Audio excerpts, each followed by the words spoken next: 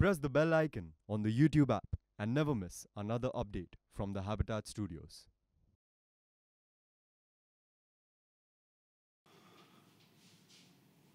लोग कहते हैं कि वो पागल है। वैसे वो पिक्चर में आने वाले उन पागलों की तरह नहीं है जो अक्सर चुप रहते हैं और एकदम से चिल्लाने लगते हैं, या हमेशा चिल्लाते रहते हैं और एकदम से चुप हो जाते हैं। वो भिखारी जैसे उन पागलों की तरह भी नहीं है जो अक्सर कुछ बड़बड़ाते रहते हैं, पर इसका मतलब ये नहीं है कि वो भीख मांग नहीं सकता है। तो वो कैसा पागल है? चलिए भिखारी से ही मैं बात को आगे बढ़ाता हूँ। भिखारियों के साथ मंदिर और मस्जिद बराबर जोड़ लिए जाते हैं। अब पागलों से ही इस दुनिया में उनका कोई जात पात धर्म वरम नहीं पूछता, तो वो कहीं भी जा सकता है। अब उसके पड़े रहने की जगह के पास ये मंदिर पड़ता होगा तो वो यहीं आता है। आम आदमी वो बिल्कुल नहीं है। आम आदमी जब भी मंदिर जाते हैं तो या तो दुखी होते हैं या गंभीर। भगवान से कुछ मांगते समय हम हंस नहीं सकते, ऐसे ही भिखारी हमसे कुछ मांगते समय हंस नहीं सकता। तो भिखारी होने का कोर यानी गुण होता है रोना। वो जब भी मंदिर आता है हंसता ही रहता है। अब हंसने और भीख मांगने के गुण को मिलाकर पागलपन बनाया जा सकता है। तो क्या वो इसीलिए पागल है? आप पूजा कर रहे होंगे या ध्यान लगाने की एक्टिंग में व्यस्त होंगे, पीछे से आकर एकदम से बोलेगा 1 रुपया है ये। आप चौंक जाएंगे और बोलेंगे पागल है क्या? इस दुनिया में जहां हर चीज का मोल भाव है, हर चीज तोल कर मिलती है, वो सालों से अपना 1 रुपया ही मांग रहा है। तो क्या वो इसीलिए पागल है? मंदिरों में अक्सर पर्स बटुए कीमती सामान चोरी हो जाते हैं, गिर जाते हैं। वो किसी का ये सामान उठाकर या कुछ चुरा कर हमेशा के लिए जा सकता है। इससे उसे शायद बरसों अपना 1 रुपया न मांगना पड़े, पर वो ऐसा नहीं करता क्योंकि वो शायद पागल ही है, उठाई गिर या लुटेरा नहीं।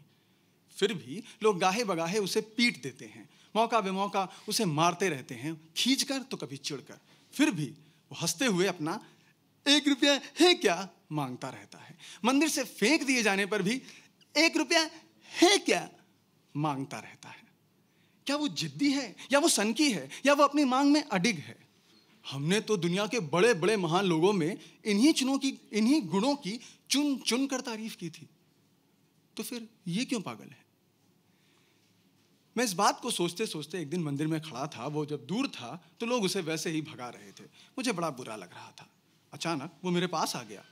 अब मुझे और बुरा लग रहा था उसके पास आने का। मैंने भी वही किया, उसे भगा दिया। भगाकर मैंने भगवान जी की ओर देखा।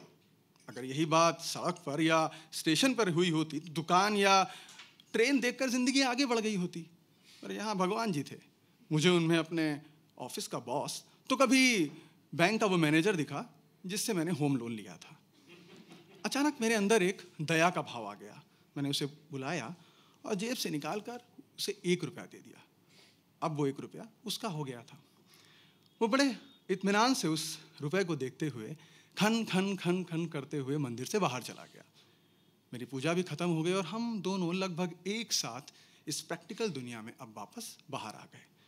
अब मुझे अपने 1 रुपये का हिसाब चाहिए था। मैंने देखा कि वो बड़े आराम से दुकानों के बीच से होते हुए जा रहा है। कुछ लड़के उसे छेड़ रहे हैं, पर वो बिना किसी वजह बस आराम से चलता जा रहा है। ऐसे आराम से कि वो आसपास की दुकानों से भीख मांग सकता है, पर वो नहीं मांग रहा था।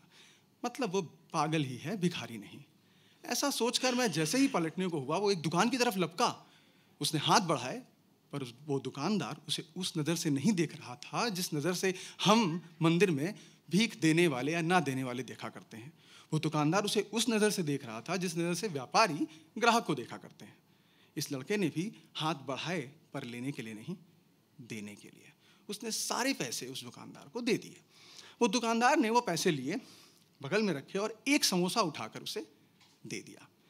मैंने सोचा कि उसके हाथ में 25-30 रुपए तो रहे होंगे, फिर उसने उसे एक समोसा क्यों दिया? व्यापारी ने शायद मेरी बात सुन ली, मुझे और पगले को एक साथ जवाब दिया, 1 रुपया 1 समोसा। उस पगले ने भी जवाब दिया, 1 रुपया 1 समोसा। मैं समझ गया और ये कंफ्यूज भी हो गया कि मुझे दुकानदार की तारीफ करनी चाहिए या इसकी बुराई। इस कंफ्यूजन के बीच में ही वो बड़ी तेजी से दौड़ा। इतना तेज मैंने उसे कभी भागते नहीं देखा था। मैंने तो क्या, दुकानदार या बल्कि उस मंदिर के किसी पंडित ने भी कभी नहीं देखा होगा। वो भागते भागते एक वीरान गली के सुनसान कोने में घुस गया। मैं पीछा करते करते वहां पहुंच तो गया, लेकिन अचानक इतना सन्नाटा देखकर डर भी गया। वो पगला एक घर के अंदर घुसा, वो बिल्कुल जंजर था। उसके बाहर एक बड़ी सी खिड़की लगी थी, उसमें एक पर्दा था। पर्दा इतना बड़ा नहीं था कि कुछ छुप सके, पर शायद छुपाने लायक वहां कुछ था भी नहीं। एक बुढ़िया थी जो रोटियां बेल रही थी। वो पगला वहां जाकर बच्चा बन गया, कहने लगा, एक समोसा, एक समोसा। उस बुढ़िया ने उसकी ओर देखा और वो समझ गई कि किस कमाई की उपज है। उसने बेलन उठाया और उसके पुट्ठों पर कस के जमा दिया। मार खाकर मंदिर की तरह ही बोलता रहा, एक समोसा, एक समोसा।